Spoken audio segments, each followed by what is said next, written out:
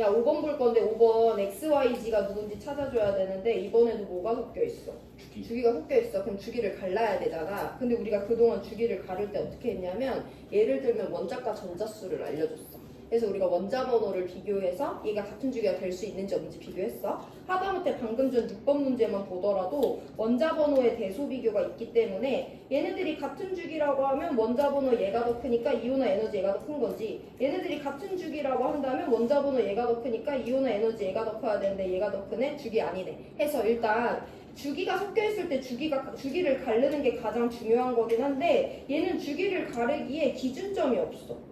원자 반지름 주기 섞여 있어요. 이것만 가지고 누가 2주기고 누가 3주기인지 알 수 없지. 얘 제일 크니까 얘 혼자 3주기, 얘 작으니까 얘네들 2주기 이렇게 할 수는 없는 거잖아. 즉 주기를 갈라줘야 되는데 주기의 기준점이 될 수 있는 원자 번호나 원자과 전자수에 대한 대소 비교가 전혀 없어요. 이때 문제를 어떻게 해석할 건지 보는데 문제에서 힌트를 하나 줬어요. XYZ의 이온은 모두 다 네온의 전자배치를 갖는데 그러면 XYZ가 누군진 모르지만 어쨌든 얘네들은 이온이 됐을 때 다 첫 번째, 두 번째 껍질까지 가득 채워져 있다는 거지. 그럼 얘네들의 사이즈는 전자 껍질 수가 어차피 똑같으니까 뭐에 의해서만 달라져? 유효 핵전화에 의해서만 달라지잖아. 그 유효 핵전화는 가운데서 몇의 힘으로 당기냐는 거죠. 그러니까 얘가 n번이야? 그럼 플러스 n으로 당겨. 얘가 n번이야? 그럼 플러스 m으로 당겨. 얘가 l번이야? 그럼 플러스 l로 당기는 거잖아. 그럼 어쨌든 전자 껍질 수는 두 번째 껍질까지 채워져 있는 게 다 똑같은데 가운데서 n으로 당기고 m으로 당기고 l로 당기는데 사이즈가 점점 작아진대. 그럼 당기는 힘의 크기는 어디가 제일 큰 거야?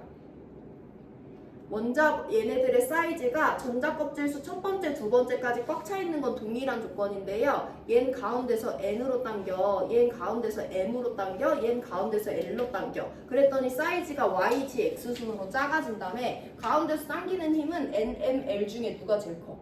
L이 가장 큰 거지. 그래서 우리가 등전자 이온의 이온 반지름을 비교해줬기 때문에 YG X의 가운데서 당기는 힘, 원자 번호에 대한 대소 비교를 먼저 할 수가 있어요. 가운데서 당기는 힘이 Y보다 G보다 X에서 당기는 힘이 크니까 반대로 사이즈는 이순으로 점점 작아지는 거잖아. 그래서 X, Y, G의 원자 번호의 대소 비교를 등전자 이온의 이온 반지름을 비교할 수 있으면 할 수 있어야 돼요. 이게 이 문제에 숨겨진 자료가 되는 거고 이걸 먼저 해야만 다른 자료가 해석되기 때문에 되게 중요한 단계가 되겠습니다. 자, 그럼 이걸 한 다음에 이제 주기를 가르는 거지. 잘 봐봐 얘들아. Y랑 G의 원자 번호를 비교했을 때 Y보다 G가 커. 그럼 Y랑 G가 같은 주기가 될 수 있는지 한번 볼 건데 얘네들이 같은 주기래. 같은 주기에선 원자 번호 커지면 원자 반지름 어떻게 돼? 작아지잖아. 근데 Y보다 G의 원자 반지름이 크대. 쟤네들 같은 주기 될 수 없는 거죠? 그럼 X랑 G도 볼 건데 X랑 G가 만약에 같은 주기래. 같은 주기에선 원자 번호 커지면 원자 반지름이 작아지는데 실제로 G보다 X가 작잖아요. 그러면 얘네들은 같은 주기가 될 수 없는데 얘네들은 같은 주기가 될 수 있는 거지. 우린 어쨌든 X, Y, G를 2주기 아니면 3주기에 배당해야 되는데 얘네들이 같은 주기가 될 수 없기 때문에 Y랑 GX는 다른 주기 뭉탱이가 되는 거예요. 그래서 Y 혼자 다른 주기고 G랑 X가 같은 주기가 돼야만 두 개 주기 안에서 끝날 수 있고 이때 원자 번호가 YG X순으로 커지니까 어떤 팀이 2주기야?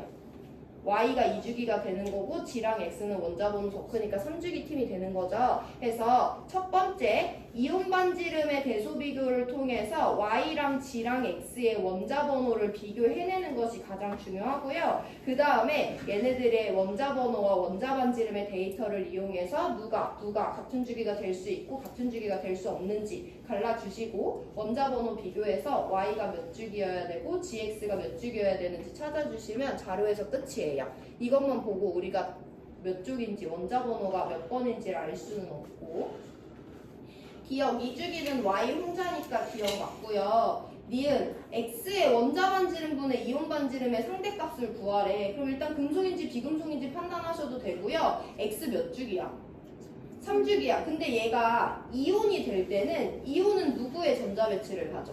네온의 전자 배치를 갖잖아. 그럼 3주기 몇 쪽인지 몰라도 X가 이온이 될 때 네온 원자랑 전자 배치가 같아지려면 전자 버려야 돼, 얻어야 돼?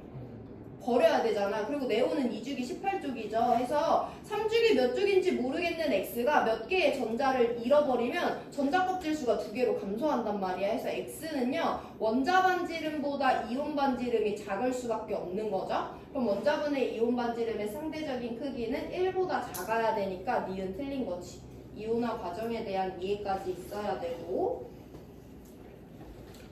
자, 원자과 전자수 비교하래요. X랑 Y, G는 원자과 전자수가 몇 개인지 모르지만 어쨌든 얘네들 둘 다 몇 주기야?